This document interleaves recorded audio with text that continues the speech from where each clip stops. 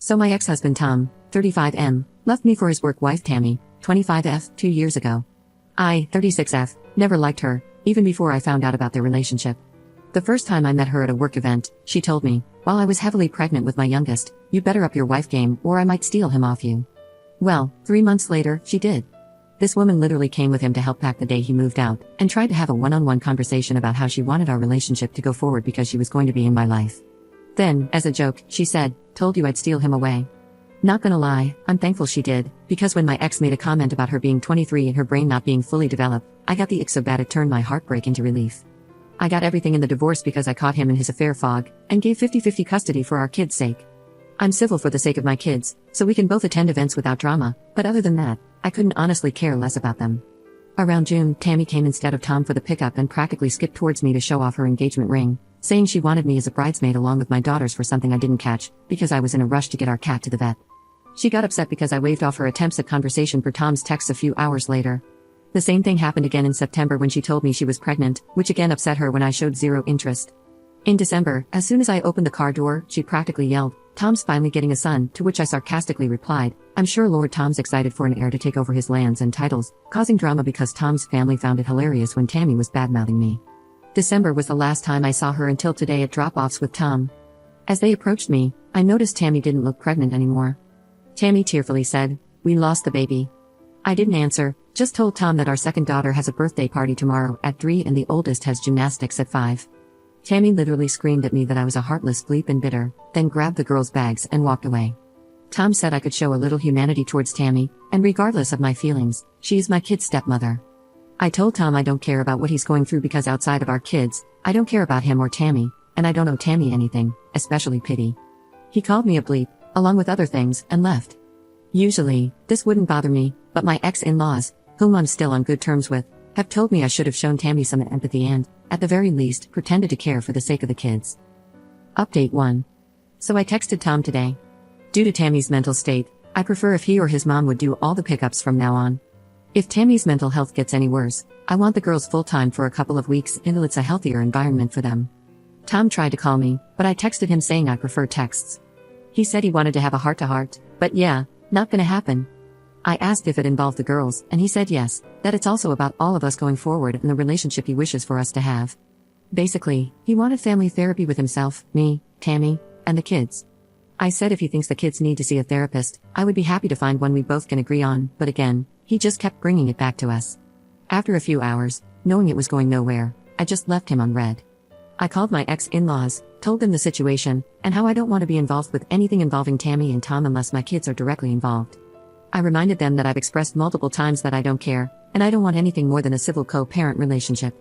I told them that even though I value my friendship with them, I will go low contact if it happens again. Mother-in-law apologized, saying she was very emotional because, at the end of the day, Tom is her son, and he was heartbroken, plus the baby was her grandchild, which I completely understand and I forgive her. Now, here's where it gets weird. Tammy showed up to my house, randomly and uninvited. I've watched enough true crime to know not to open the door, so I talked and recorded her via the doorbell cam. She was crying, saying she was sorry and she just wanted to be my friend. Then she said I need to forgive her because she lost her baby as karma for what she did to me. She was saying other stuff but I couldn't understand her. I rang the police, my brother, and Tom. She didn't get arrested or anything, but Tom talked to my brother and said he was taking her home and agreed it's best if I have them full-time for now.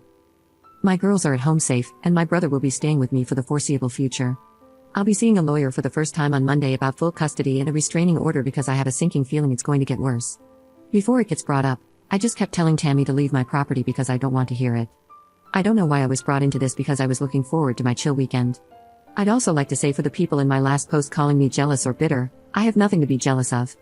Someone who cheats on you isn't a prize, he is Tammy's problem now. Update 2. I won't be updating until all the legal issues are over and my own mental health is in a better place, so it could take anything up to 3 to 6 months. I spoke to a lawyer today. I'm obviously not going to go into details, but with all the evidence and witnesses on my side, I have a good shot at getting full custody. But it's only day 1, and nothing has started yet. Tom tried to force himself on me. It didn't go far, thanks to my brother, but it's left me very shaken. I agreed to let Tom come over to visit the kids whenever he wanted, so when he came over yesterday evening and went into the garden with the kids, I went for a shower. Coming out of the bathroom, he cornered me about wanting to talk. I told him it wasn't the time and told him either to go out to the girls or leave. He started saying he made a mistake, that Tammy was crazy, and he wanted to come home to us. I told him to get the bleep out of my house and that there is no us, so he started saying things I physically can't type without breaking down, then tried to force a makeout session, to put it politely. Thankfully, my brother heard and came running. Unfortunately, the kids heard everything when my brother and Tom started fighting.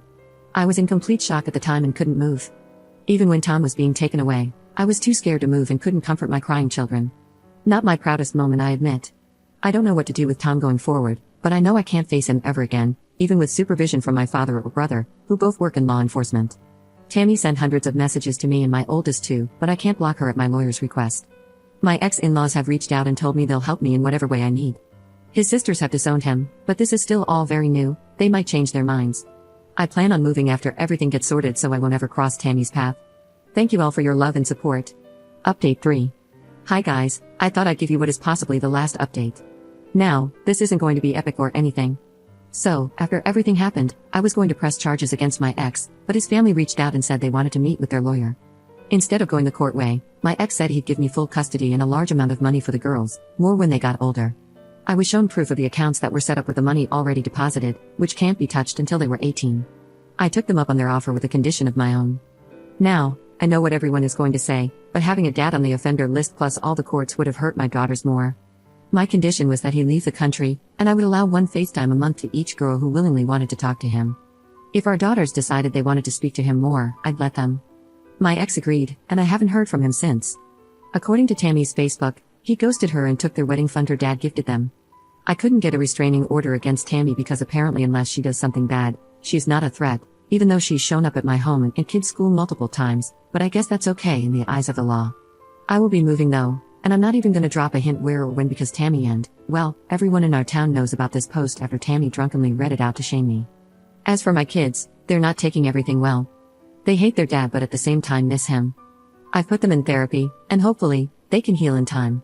As for me, I'm in therapy too, and I've realized I never want to get married again or even be in a romantic relationship. I want to be the cat lady everyone assumes is a witch. I don't know why we ever let society fool us into thinking marriage was better than a cozy life with cats. Thank you Reddit for everything. And to you, Tammy, I know you'll read this, but I wanted to thank you for stealing my husband. You did me the biggest favor in the world.